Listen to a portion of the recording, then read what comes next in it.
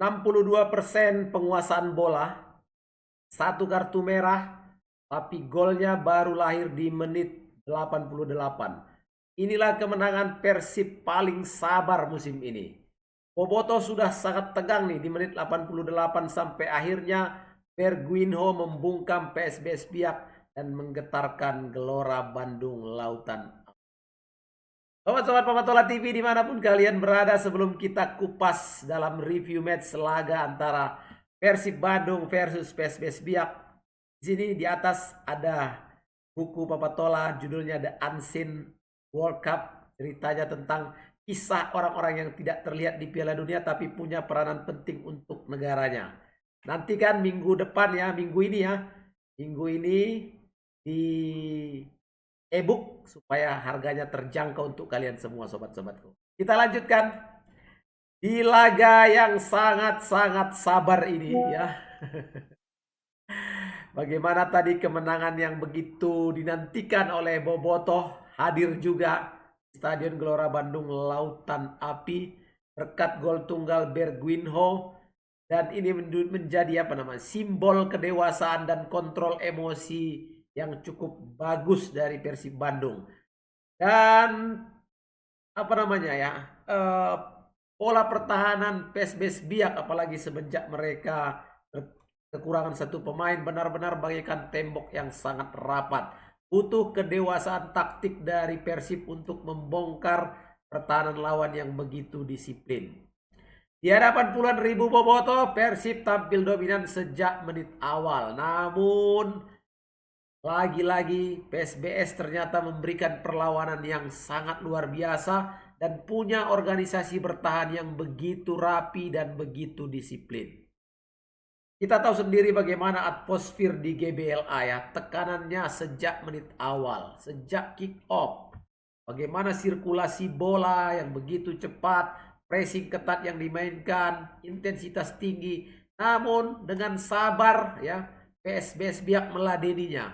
Dan mereka sadar betul situasi ini sehingga PSBS Biak melakukan pendekatan yang realistis, yaitu bertahan rapat, kemudian memperkecil ruang antar lini dan menunggu momen transisi. Di babak pertama dominasi Persib harus menghadapi tembok rapat PSBS. Secara struktur kedua tim sama-sama memainkan pola 4-2-3-1. Namun dengan interpretasi yang berbeda. Persib Bandung melakukan build up dari Klok dan Putros sebagai double pivot. Kemudian ada Tom Hai dan Beckham Putra yang aktif mencari ruang di antara garis. Berguinho menjadi outlet utama dari sisi kanan. Dan fullback juga ikut naik untuk menciptakan overload di sayap. Persib ya, kita catat tadi penguasaan bolanya hingga 62%. Menekan sejak menit awal. Peluang pertamanya datang tadi dari Tom Hai ya, tendangan di menit ke-6. Disusul lagi tendangan jarak jauh dari Mark Klok dan Kakang Rudianto. Tapi semuanya mentah oleh rapatnya pertahanan PSBS dan penampilan gemilang penjaga gawang Kadu. Harus diakui kiper PSBS good ya. Biak sendiri bertahan dengan blok rendah. Dua gelandang bertahannya menjaga zona di depan back. Nah, sayapnya turun sangat dalam, hampir sejajar dengan fullback. Ini yang membuat jumlah pemain mereka begitu banyak di daerah pertahanan sendiri. Biak juga mengandalkan tendangan jarak jauh dan bola-bola mati. Ada sih ancaman dari Biak melalui Eduardo di menit 38 ya. Walaupun Eja Pakualam mudah untuk mengamankannya, paling tidak itulah yang menjadi serangan dari PSBS di babak pertama. Babak pertama ditutup dengan skor 0-0, walaupun secara permainan unggul segala lini, namun Persib tidak mampu menjebol gawang PSBS Biak. Bagaimana situasi di babak kedua? Di babak kedua, Hodak melakukan sebuah perubahan dan ini dia membaca kebuntuan ya dengan tepat. Dia masukkan Andre Jung untuk menambah daya dobrak dan kualitas duel udara. Kemudian intensitas serangan Persib akhirnya meningkat. Namun ya, serangan yang meningkat ini lagi-lagi efektivitas yang jadi masalah. Nah, akhirnya titik baliknya di mana nih Persib? Titik baliknya ketika Kapten PSBS Biak Susanto dapatkan kartu merah. Ini di sekitar menit 56. Akibat pelanggaran itu, dia dikeluarkan dan membuat PSBS Biak harus bertahan total dengan 10 pemain. Jadi garis pertahanannya semakin dalam dan hanya mengandalkan serangan balik yang sporadis. Ya, kita lihat wajah pelatih Agung Sugeng ya, benar-benar tertekan, dan dia juga kemudian mengambil langkah memasukkan Nelson Alom untuk menutup ruang tengah. Dan ini menunjukkan tanda-tanda PSBS sebenarnya ingin memaksimalkan hasil draw saja. Tidak ingin lagi menyerang karena mereka kekurangan pemain. Dan ini tentu harus benar-benar menjaga keseimbangan ketika mereka harus melakukan serangan dan bertahan. Nah, Persib sejak menit 56 dengan keluarnya Susanto terus memberikan serangan gencar, menekan, tapi tetap sabar. Persib tahu bahwa mereka unggul jumlah pemain, namun justru di fase inilah terlihat tantangan terbesar dari Persib. Apakah mereka bisa menembus pertahanan yang begitu defensif yang dimainkan oleh Biak? Ada tendangan Berguinho menit 69. Itu beberapa peluang ya. Ada sundulan Andre Jung juga menit 73 dan juga dari umpan Tom Hai. Kemudian ada crossing dari sayap. Namun semuanya mentah begitu saja. Tidak ada penyelesaian akhir yang sempurna. Dengan rapatnya blok pemain di daerah pertahanan sendiri, beberapa kali tendangan-tendangan dari pemain Persib hanya mengenai tubuh dari pemain-pemain Biak.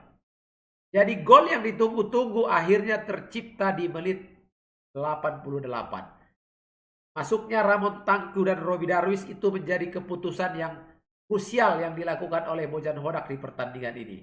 Bagaimana kita melihat Persib tidak lagi hanya mengandalkan umpan silang, tapi mulai memaksimalkan second ball dan juga chaos di kotak penalti.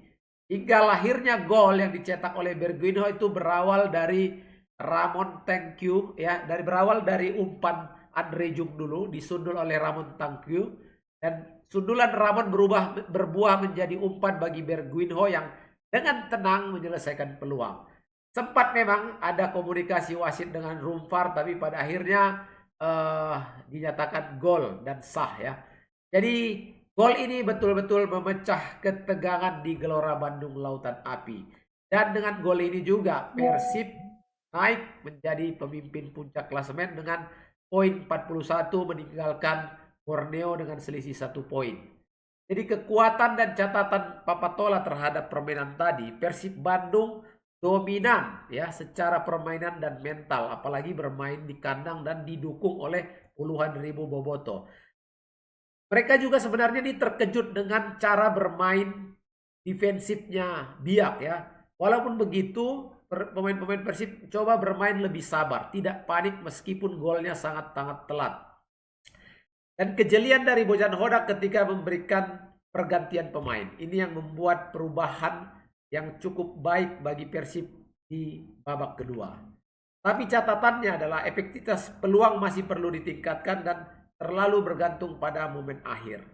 Biak, Papatola acungkan jempol. Organisasi bertahannya begitu solid. Kipernya tampil luar biasa. Disiplin taktiknya cukup baik. Sampai kemudian mereka harus mendapatkan kartu merah ya. Jadi overall kemenangan 1-0 Persib atas Biak adalah kemenangan yang mencerminkan kedewasaan tim juara.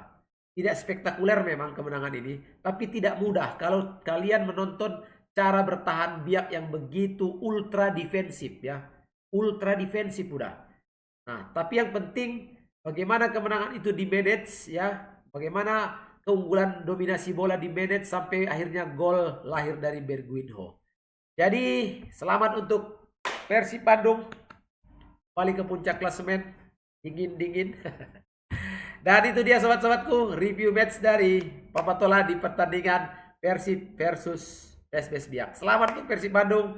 Kita ketemu lagi sobat-sobat di video-video berikutnya, di live streaming berikutnya.